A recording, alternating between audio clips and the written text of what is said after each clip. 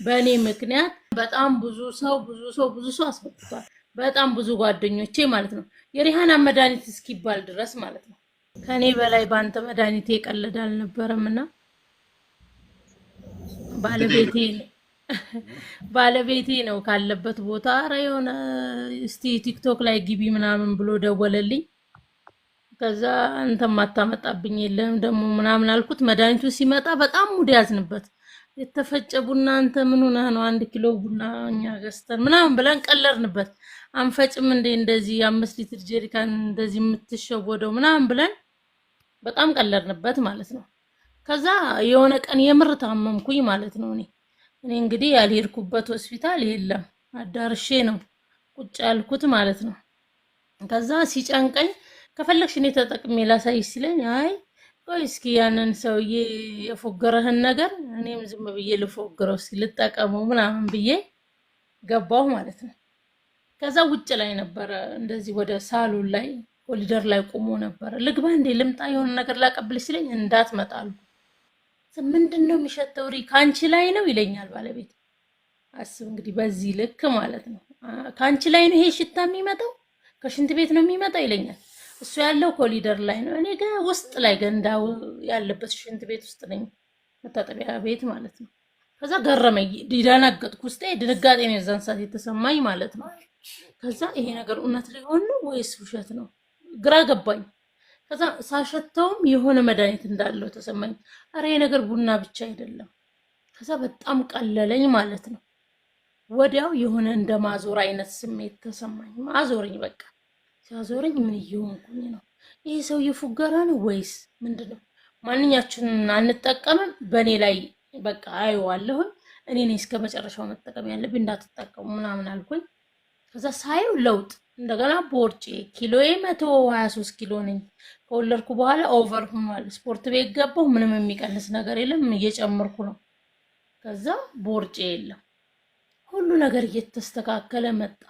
እንደገና የሚጠጣውን ያቺ ምንድናት ከሙንና ማሯን ስወስድ በቃ በጣም ቀለለኝ ማለት ነው።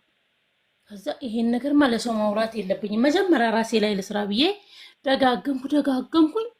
ከዛ የሆነ ውስጤ በቃ ባሏ እያበሳጫት የተጠበሰች ሴት አለች አይደለ?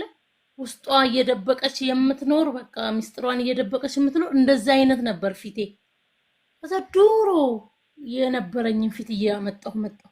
ከዛ ሰውነቴ እየፈካ መጣ ምናምን ማለት ነው። በጭራሽ ይሄ ነገር ድገሚልኝ ለኔ ያለ ስራ አልሄድም አለ ባለቤቴ ማለት ነው። ምን አየህና ነው ምን ለውጥ አለው ዝም ብለህ ተፎገርክ 6000 ብር ምናምን አልኩት። የዛኔ 6000 ብር ነበርና ከዛ ካልመጣልኝ ልጁ አዘዝ ነው መጣ። ወንድሜ ደግሞ እንደዚሁ ሲያንቀጨቅጨው እንግድነት መጣ። አንቺ ምንድነው ያገኘሽው ምናምን ነገር አለኝ ማለት ነው። ከዛ ኧረ አንዱ እንደዚህ እኮ ትግሬ ነው እንደዚህ ምናምን ነገር እናንተ እንዳትፎገሩ በቲክቶክ ምናምን ነገር አለ መጣለት። አንቺ ምን አይነት ሰው ነው እዚህ እኛ ከጅማ ቡና እናስመጣም እንዴ በዚህ የሚፎግረን ምናምን አለ እሱም ማለት ነው። ከዛ ዝም ብለው ወሰድ ወሬ አታብዛ ተባለ። መሐመድ ማለት ነው አውርተዋል አንተን ራሱ እሱም ወሰደ። ጓደኛዬ መጣች፣ አሁንም ከሌላ ሀገር አፋር ነበረች መጣች። ምንድነው ያገኘሽው ስትለኝ እንደዚህ ነገር ነው አልኳት። እሷም ወሰደች። አልহামዱሊላህ በጣም ለውጥ አለኝ ከምልህ በላይ። የሚገርመው ነገር ማለት ነው ራስህን እንድታዳምጥ የሚሰጥህ እድል ነው የሚያጅበኝ ነኝ። በቃ ሰከን ትላለህ። የሆነ በቃ ቅዥቅዥ ያልኩ በቃ የሆነ የሰውን ስሜት ማልረዳ አይነት ሰው ነበርኩ ከዛ በፊት። የገረመኝ እኔ ለየት የሚለው ነገር ነው የምልህ፣ ለኔ ለየት ብሎብኛል ይሄ ነገር። በቃ ስክን አልኩኝ። ከዛ ራሴን ማዳመጥ፣ ራሴን ማሰብ፣ ቤቴን ማየት በቃ ስክን ያለ ስልቹ ነበርኩ። በጣም ነው የምሰለቸው ከመውሰዴ በፊት በቃ ተውኝ፣ በቃ እንደዚህ በሉኝ፣ በቃ እንደዚህ በቃ አጭር ነው የምፈልገው። በቃ ምንም አይነት ወሬም እንዲራዝምብኝ አልፈልግም። አልহামዱሊላህ በጣም ማመሰግነው።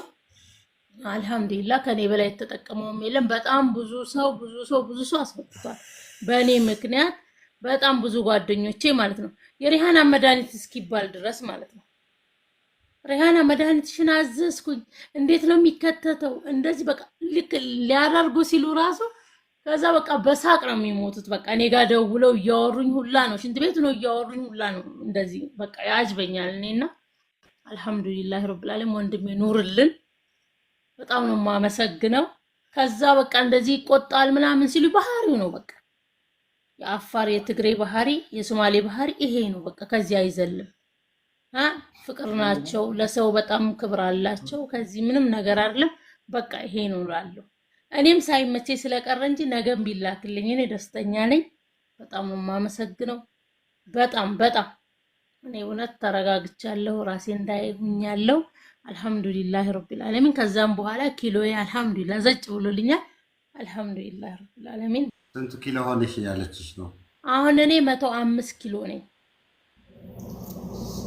ለዛውም ይሄ ከሚባለው ነገር ምንም የተጠነቀቅኩት ነገር የለም ምንም የዛን ሰሞን ግፊቱንም አምጥተውልኝ ነበር ስኳሩንም አምጥተውልኝ ነበር አሁን ምንም ወለሃንቲ በቃ ምንም ነገር የለብኝም እኔ ወንድሜ ሰላም ነኝ አልহামዱሊላህ እና ባለቤቴ ነው ሌላ ሀገር ሆኖ ነው እንደዚህ ለሊት ነው የደወለልኝ አስታውሳለሁ ከምሽቱ 7 ሰዓት ተኩል ደውሎ አንተ ሰው በዚህ ሰዓት ደውሎ ሰው እንደዚህ ይላል እንዴ ሲለኝ በቃ አንቺን ነው ያሰብኩት ይሄ ነገር ሲያወራ ልጁ እርግጠኛ ነኝ አለኝ ወሰርኩት አልহামዱሊላህ የነበረው ነገር በጣም ደባሪ ነበረ ብቻ አልহামዱሊላህ እኔም ብዙ ሰው እንዲታጠብ አድርጋለሁ ብዙ ሰው በእኔ ምክንያት አላህ ጤናውን ስመልሶለታል አልহামዱሊላህ ሰበብ ስለመሆኔ በጣም ደስተኛ ነኝ አንተም አላህ አጅርህን ከፍ አላህ ያድርገው በጣም ነው የምናመሰግንህ በጣም ነው የምንወድህ ኑርልን ሀያት አላህ ይስጥህ አሚን ኢንሻአላህ በሙሉ ተስተካክለዋል